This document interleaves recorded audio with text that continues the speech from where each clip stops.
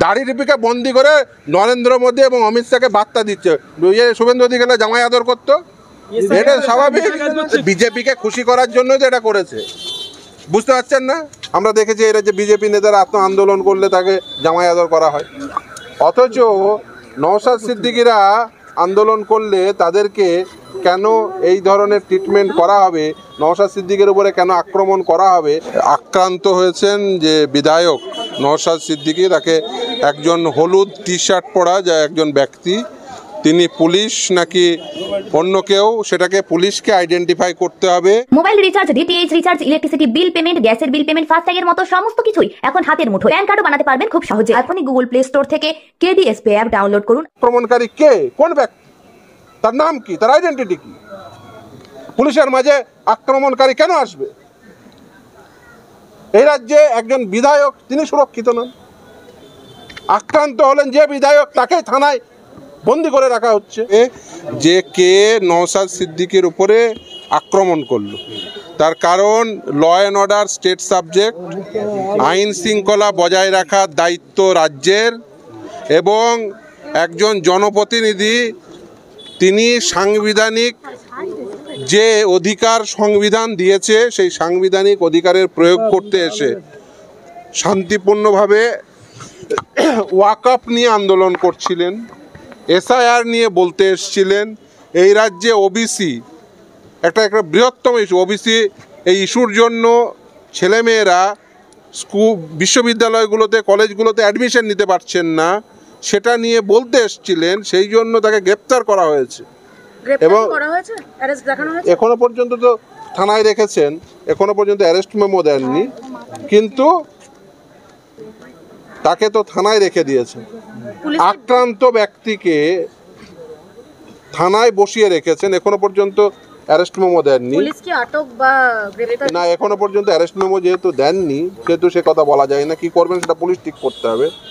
এই রাজ্যে অন্যান্যরা যারা আন্দোলন করবেন, আমরা দেখেছি এই রাজ্যে বিজেপি নেতারা আত্ম আন্দোলন করলে তাকে জামাই আদর করা হয়, অথচ নওশাদ সিদ্দিকীরা আন্দোলন করলে তাদেরকে কেন এই ধরনের ট্রিটমেন্ট করা হবে, নওশাদ সিদ্দিকের উপরে কেন আক্রমণ করা হবে, এই প্রশ্নের জবাব মমতা বন্দ্যোপাধ্যায়কে দিতে হবে, এই রাজ্যের পুলিশকে দিতে হবে, এই রাজ্যের প্রশাসনকে দিতে হবে।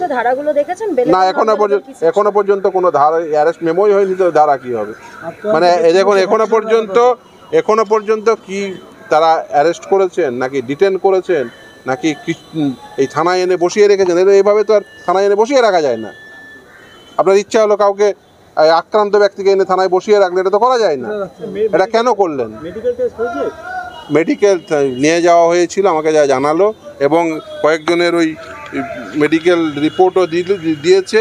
যাই হোক না কেন, কিন্তু সেটা মানে কেন আক্রান্ত হতে হবে? সবথেকে বড় প্রশ্ন, যেখানে এত পুলিশের উপস্থিতি, সেখানে কেন একজন বিধায়ককে আক্রান্ত হতে হবে? সে কে আক্রমণকারী? পুলিশ আইডেন্টিফাই করেছে। আক্রমণকারী কে, কোন ব্যক্তি, তার নাম কি, তার আইডেন্টিটি কি? পুলিশের মাঝে আক্রমণকারী কেন আসবে? এই রাজ্যে একজন বিধায়ক, তিনি সুরক্ষিত নন। আক্রান্ত হলেন যে বিধায়ক, তাকে থানায় বন্দি করে রাখা হচ্ছে। উল্টে যে আক্রমণকারী, সে কোথাও প্যাসেজ নিয়ে পালিয়ে গেছে, বা সে পুলিশের লোক হতে পারে, সে তৃণমূলের লোক হতে পারে, এই রাজ্যের লোক হতে পারে, বা এই দেশের লোক হতে পারে, এই দেশের বাইরের লোক হতে পারে। কে সে ব্যক্তি? আক্রমণকারী কে?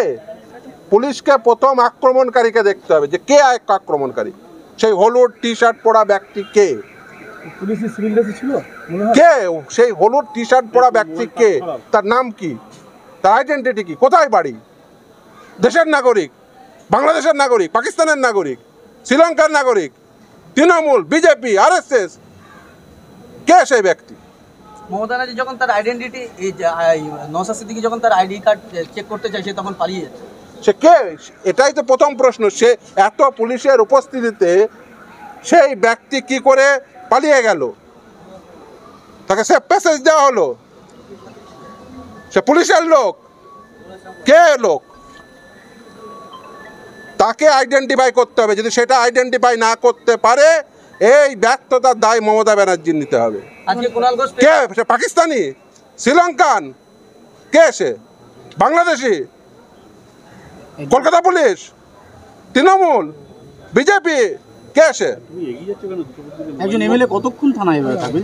আইনে কি আছে নাকি? একদমই না, অমানবিক। কিন্তু এটা মমতা ব্যানার্জির সরকার, মমতা ব্যানার্জির পুলিশ, সে কি করবে? এমএলএকে, আক্রান্তকে, আক্রমণকারী সেফ প্যাসেজ, আক্রান্ত থানায় বসে থাকবে। এটা হচ্ছে এই রাজ্যের পুলিশ। আমরা দেখলাম যে প্রশাসন লাঠিচার্জ করলো জনগণকে। সিদ্দিকীর নেতৃত্বে আইএসএফ এর ছেলেরা গুন্ডামি করেছে। আক্রান্ত হলো আইএসএফ এর বিধায়ক, আক্রান্ত হলো বিধায়ক, আক্রমণকারী সেফ প্যাসেজ পেয়ে গেল, উল্টে তাকে থানাবন্দি করা হলো, তাকে এখনো বন্দি করে রেখেছে। এর দায় নিতে হবে এবং সেই আক্রমণকারীকে চিহ্নিত করতে হবে, তার বিরুদ্ধে ব্যবস্থা নিতে হবে। যদি না নেন আমরা আইনগতভাবে জানি কি করতে হবে। আমরা দেখলাম কয়েকদিন আগে শুভেন্দু অধিকারী পুলিশকে নিয়ে জামাই আদর করেছে, জামাই আদর করেছে, ও বিজেপিকে, আরে বিজেপিকে খুশি করার জন্যই তো এটা করেছে, বুঝতে পারছেন না? বিজেপিকে জেলের বাইরে মমতা ব্যানার্জিকে রাখতে গেলে বিজেপিকে খুশি করতে হবে। যে দেখো দাড়ি টুপিকে বন্দি করেছি, দাড়ি টুপিকে বন্দি করে নরেন্দ্র মোদী এবং অমিত শাহকে বার্তা দিচ্ছে। শুভেন্দু অধিকারী জামাই আদর করতো, এটা স্বাভাবিক। পার্থ চ্যাটার্জি বেল পেয়ে গেল, বুঝতে পারছেন না? পার্থ চ্যাটার্জি বেল পেয়ে গেল, সুদীপ্ত বেল পেয়ে গেল, দেবযানী এবার তো মানে এই যুগের ডিরোজিও পার্থ চ্যাটার্জি। এবার ছাব্বিশের ভোটের আগে ওই ডিরোজিওকে, এই যুগের ডিরোজিও পার্থ চ্যাটার্জিকে নিয়ে ভোট প্রচার করবে মমতা ব্যানার্জি। চিন্তা করছেন কেন? নরেন্দ্র মোদীর সাথে ও সেটিং হয়ে আছে তো। এই আজকে যদি শুভেন্দু অধিকারী হতো, বিজেপির নেতা হতো, জামাই আদর করতো।